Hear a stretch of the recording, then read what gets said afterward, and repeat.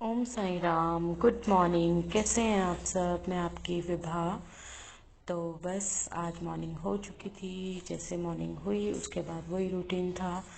तो वीडियो बनाने में थोड़ा टाइम वो हो गया तो मैं निकली।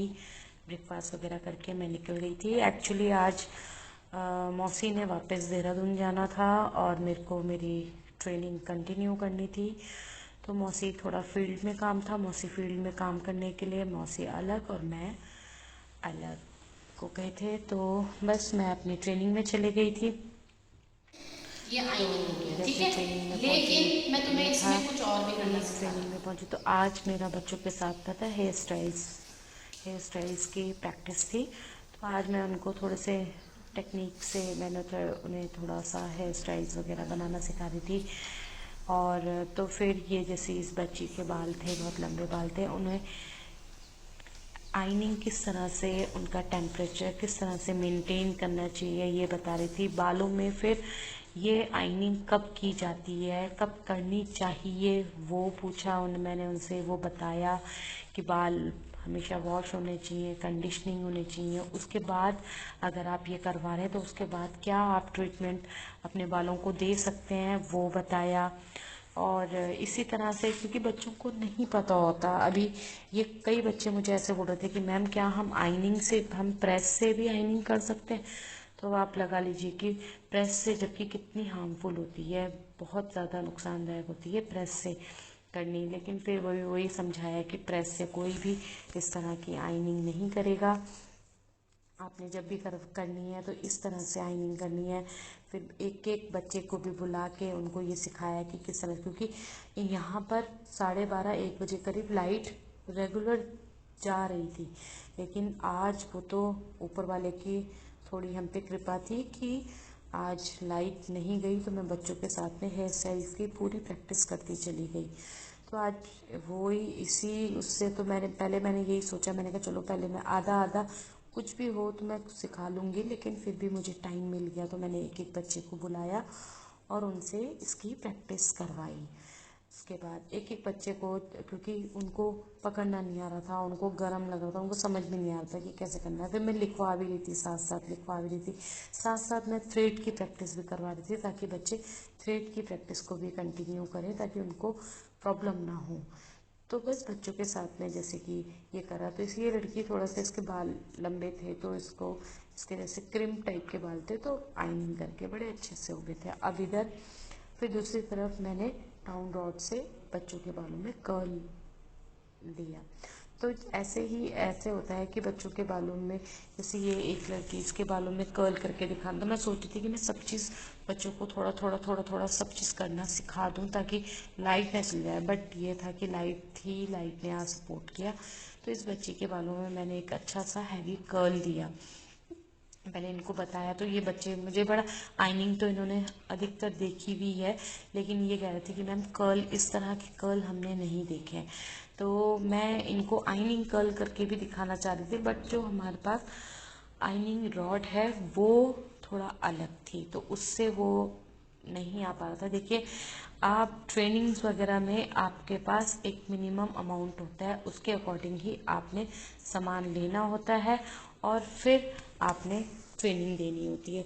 तो हमारे पास जो सामान अवेलेबल था जिस तरह से, तो उसी तरह से मैं उनको दे सकती थी। लेकिन मैंने उनको बताया है type of ironing rod, town rod, इन सब के बारे में बताया कि इस तरह के मार्केट में अलग अलग टाइप के ये सामान है, जिससे जितना पैसा आप डालेंगे उतना अच्छा सामान मिलेगा। लेकिन अभी मैंने उनको यही चीज़ सिखाई है कि आप लोग हफ्ते में एक दिन यहाँ आके प्रैक्टिस कीजिए। मैं आपके साथ में कंटिन्यू फ़ोन, व्हाट्सएप इसमें रहूँगी, जिससे मैं आप लोगों को नई नई चीज़ें भी बताती रहूँगी।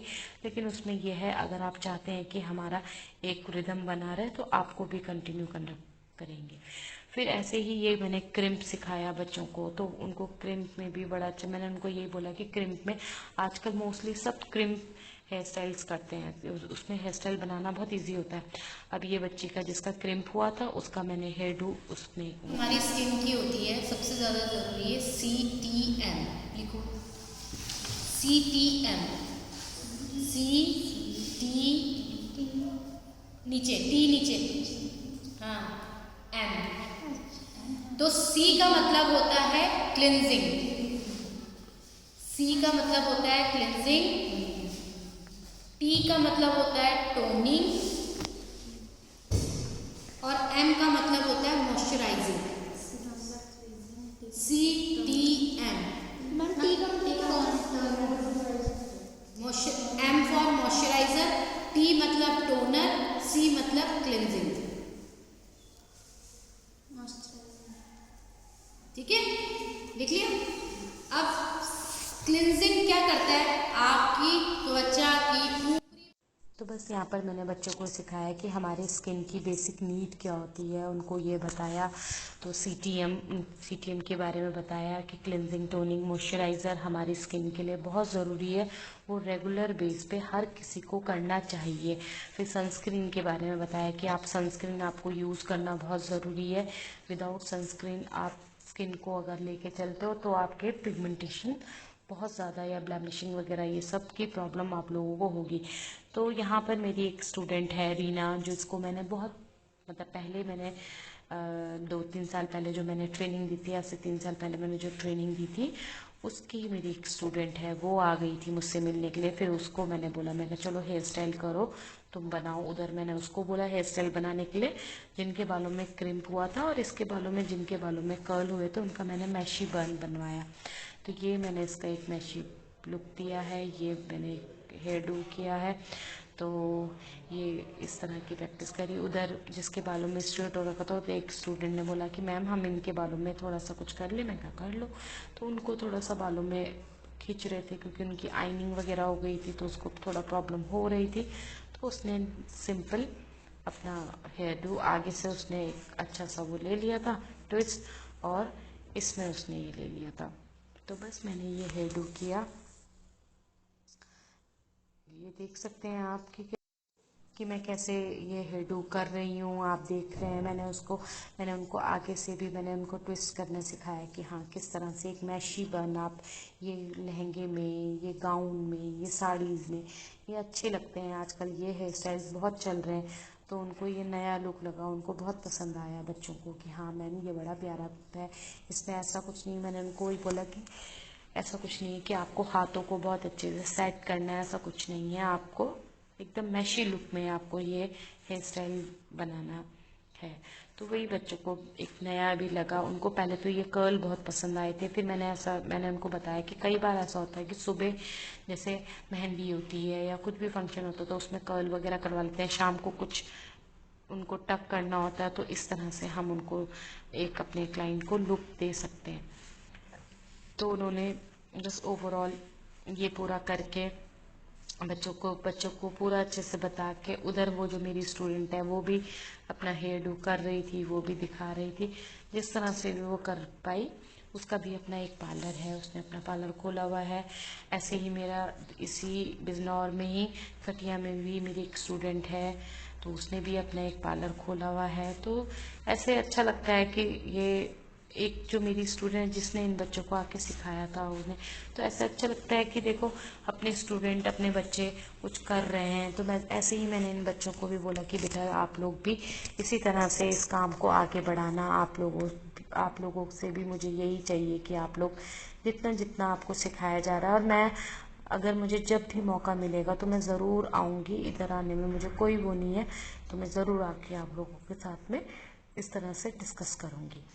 तो ये देखिए, ये ओवरऑल इस बच्चे का हेयर डू मैंने कंप्लीट कर दिया है।